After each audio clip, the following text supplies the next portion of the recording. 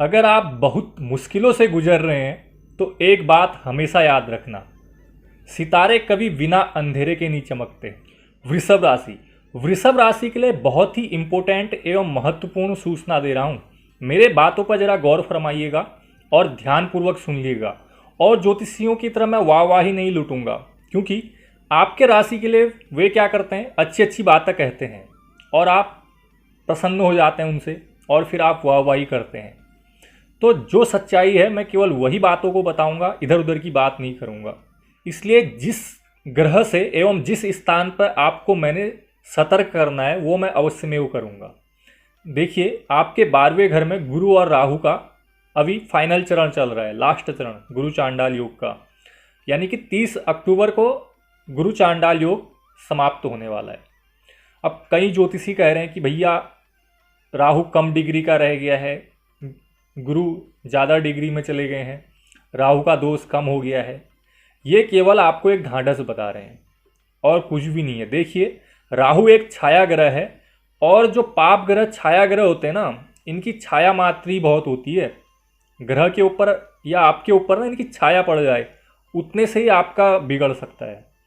तो इनकी बातों में मत आइएगा और सतर्क रहिएगा, सावधान रहिएगा। इसलिए आपको यहाँ पर बाहरी संबंधों से सावधान रहना है। क्या होगा, ये राहु क्या करेगा, अत्यधिक व्यय कराएगा, पैसा खर्च कराएगा ना, क्योंकि जो राहु बैठा है आपके 12वें घर में अपने शत्रु मंगल की मेष राशि पर बैठा हुआ है। और 12वां भाव है वो व्ययेश का है, अर्थात व्यय कराने के लिए है। तो जाते जाते राहु कोई ऐसा इन्वेस्टमेंट न करा जाए जो नहीं होना चाहिए। तो इसके लिए सावधान रहिएगा और अपने हाथ को थोड़ा सा तंग करके चलिएगा। कई वृष राशि वालों के जीवन में जो राहु है ना, आमदनी के स्रोत सारे ठप पड़े हैं। हाथ इतना टाइट है कि कभी कभी तो अपने जीवन यापन करने के लिए आपको गुप्त युक्तियों का प्रयोग करना पड़ता है और उधार इतना हो चुका है कह नहीं सकते हैं। कर्ज बढ़ जाता है और बिना बात के टेंशन हो जाती है। जहां 30 अक्टूबर को गुरु चांडाल योग खत्म हो जाएगा, वहीं राहु जा करके आपके 11वें भाव अर्थात मीन राशि में राहु जाएगा तो आपके 11वें भाव में बैठेगा। 11वें भाव में कोई भी क्रूर ग्रह बैठता है तो वह ज़्यादा प्रभावशाली होता है। अर्थात यहाँ पर ही आपको स्वार्थी तो बनाएगा, लेकिन मेहनत करने के पश्चात धन की प्राप्ति अवश्य में वो कराएगा और जीवन में अनेक सफलताएं भी मिलेंगी। नमस्कार मित्रों, मैं आचार्य प्रकाश पंकज कांडपाल अपने YouTube चैनल पहाड़ी पीके पंडित में आप सभी दर्शकों का हार्दिक स्वागत करता हूं। यहां पर हम मेष राशि से लेके मीन राशि वालों का वार्षिक तथा मासिक राशिफल बताते हैं। जहां अक्टूबर माह में आज के लिए वृष राशि वालों के लिए यह वीडियो बहुत ही इंफॉर्मेटिव होने वाली है। अगर आपको मुझसे व्यक्तिगत परामर्श करना है, आपके टीवी अथवा मोबाइल स्क्रीन पर जो नंबर फ्लैश हो रहे हैं उन्हीं नंबरों के माध्यम से मात्र आपको एक व्हाट्सएप मैसेज छोड़ना है और वार्तालाप करने के लिए एक उचित समय ज्ञात कर लेना है। वृषभ राशि के लिए अक्टूबर का महीना क्यों रहने वाला है खास, आइए बारीकी से नजर डालते हैं सारे विषयों पर। एक तो कई ग्रह जो है राशि परिवर्तन भी कर रहे हैं और जहां अक्टूबर माह प्रारंभ होगा तो ग्रहों की गोचर दृष्टि कुछ इस प्रकार से रहेगी। जहां आपके चतुर्थ भाव में शुक्र ग्रह, वहीं आपके पंचम भाव में बुध और सूर्य ग्रह तथा छठे भाव में मंगल और केतु ग्रह, वहीं आपके दसम भाव में शनि तथा द्वादशेष आपके गुरु और राहु बैठे हुए हैं। अब जानते हैं सिलसिलेवार राशिगत चर्चा।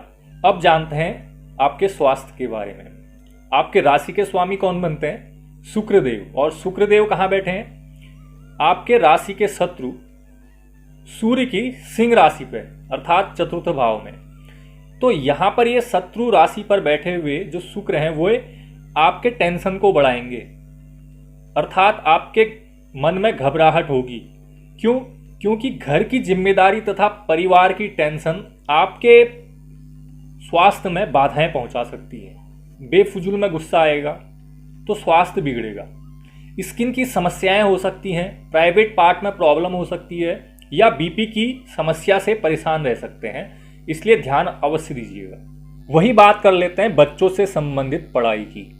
पढ़ाई के लिए पंचम भाव और पंचम भाव के स्वामी बुध अपने ही घर में सूर्य के साथ बैठे हुए हैं और बुधादित्य योग बना रहे हैं। तो यहाँ अक्टूबर का महीना बच्चों के लिए बहुत ही ज़्यादा खास रहने वाला है। किसी भी एग्जाम की तैयारी कर रहे हैं, कंपटीशन की तैयारी कर रहे हैं, इंटरव्यू इत्यादि के लिए, एग्जाम के लिए प्रिपरेशन कर रहे हैं, तो यह महीना आपके लिए बहुत ज़्यादा खास होने वाला है। बस अपना मन जो है स्थान पर रखिए और अपनी तैयारी जारी रखिए। परीक्षा देंगे तो परिणाम शुभ ही निकलेगा। अब बात कर लेते हैं लव प्यार वैवाहिक स्थिति। उसके लिए देखते हैं सातवें घर से। सातवें घर के मालिक कौन है? मंगल, जो कि 3 तारीख को ही छठे घर में आ रहे हैं, रोग शत्रु भाव में, जो कि अच्छा नहीं माना जाता है आपके लिए। तो यहां पर आपके पार्टनर संबंधित विवाद छिड़ सकता है, क्योंकि छठे भाव में जो मंगल है वह त्रिक भाव है, शत्रु भाव है, रोग भाव है।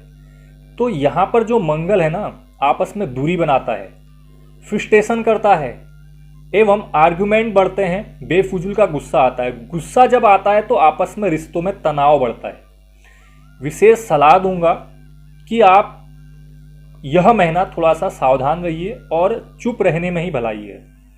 बेफुजूल का विवाद न बढ़ाइएगा, रिश्तों में कड़वाहट होगी और टकराव की स्थिति बनेगी। इसलिए इस महीना थोड़ा सा शांत हो जाइए तो रिश्ता बच सकता है। अब बात कर लेते हैं सबसे इंपॉर्टेंट भाग्य की। देखिए भैया, बिना भाग्य के कुछ भी नहीं होता है। पूरी कुंडली में जो है भाग्य सबसे ज़्यादा अधिक महत्व रखता है, क्योंकि भाग्यम फलति सर्वत्र न विद्या न च पौरुषम। जब भाग्य साथ नहीं होता है ना, तो आपके द्वारा कमाई हुई सारी विद्या, इनकम, पैसा, पौरुष यानी कि जो आपकी ताकत है, शक्ति है, वह किसी काम की नहीं आती है। ये मैं नहीं कह रहा हूं, ये महाभारत में स्वयं जो है कुंती कह रही है, क्योंकि उनके बच्चों के साथ ये हो चुका है। जुए में हार चुके थे, अपना घर राजपाट सब छोड़ना पड़ा था। क्यों? क्योंकि उनका भाग्य साथ नहीं था। महाबली थे, एक से एक ज्ञान वीर थे, योद्धा थे, लेकिन तब भी जब उनका भाग्य साथ नहीं था ना, तो कुशाग्रे कृत विद्या से वने तिष्ठन्ति में सुता।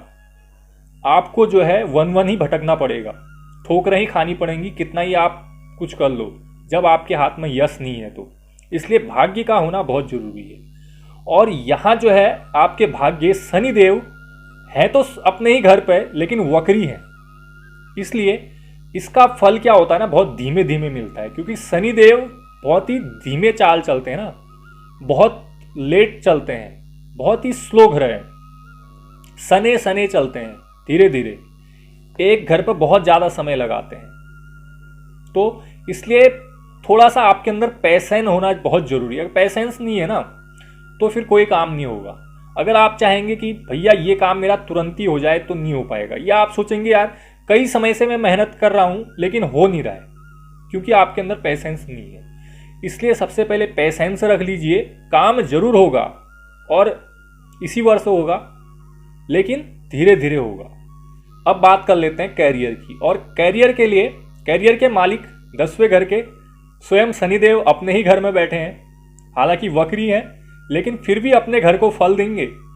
अर्थात कोई बेरोजगार है, अगर इस महीने थोड़ी सी भी मेहनत करेगा ना, तो अवश्य में वो आपको रोजगार मिलेगा, इसकी गारंटी देता हूं।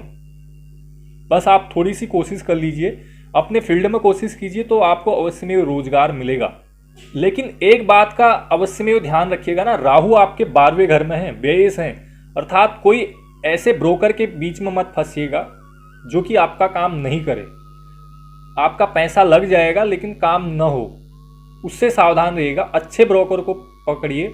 अगर आपको पैसा भी देना पड़े ना, तो अच्छे इंसान को दीजिए जो काम करके दे आपको, क्योंकि राहु वहाँ बेस बैठा हुआ है, ऐसे लोग आपसे टकरा सकते हैं, यह जरूर ध्यान रखिएगा। तो अब बताते हैं कि आपके लिए क्या अचूक उपाय हैं। देखिए भैया, इस टाइम पे मंगल ग्रह आपके अशुभ घर पर बैठ रहे हैं, तो मंगल के लिए उपाय कर लीजिए। मंगलवार को क्या करना, आपको गाय को गुड़ और चना जरूर खिलाइएगा, तथा भ्राम भ्रीम भ्रौम भौमाय नमः इस मंत्र का जो है 108 बार आप जप करिएगा, तो कल्याण होगा। जो रुके काम है, सारे काम जल्दी से बढ़ जाएंगे। वीडियो पसंद आती है ना, तो लाइक और शेयर जरूर करिएगा। सब लोग वीडियो देखते हैं लेकिन भाई सब्सक्राइब नहीं करते हैं, ये हमारे लिए बहुत ही दुर्दशा है। मैं आप लोगों के लिए मेहनत करता हूँ ना, तो चाहता हूँ कि आप हमारे चैनल को भी सपोर्ट करो। कोई पैसा वगैरह तो नहीं मांग रहा हूँ, कोई दक्षिणा नहीं मांग रहा हूँ। कहीं पर ज्योतिषी के पास कुंडली दिखाने के लिए जाएंगे ना, तो 101 तब भी आपको देना पड़ेगा। नहीं तो 101 में आजकल कोई भी कुंडली नहीं देख रहा है। 250 रुपये, 500 रुपये, 1000, 1100 से नीचे कोई नहीं मांगता है। आप लोगों के लिए इतनी मेहनत करता हूँ, आप लोग कॉल करते हो, आपका समाधान भी देता हूँ फ्री में, कोई पैसा नहीं ले रहा हूँ। तो भाई अगर मैं आप लोगों के लिए इतना मेहनत कर रहा हूँ, तो आपको केवल चैनल को सपोर्ट करना है। और सपोर्ट कैसे होगा? शेयर करिएगा ज़्यादा से ज़्यादा। पहली बार आ रहे हैं चैनल पे तो सब्सक्राइब करिएगा, बस इतना सा काम कर दीजिएगा। तो आज के लिए वृष राशि वालों के लिए इस टॉपिक में इतना ही। कल मिलते हैं नेक्स्ट राशि के साथ। अभी तक के लिए मुझे दीजिए विदा। जय हिंद, जय भारत।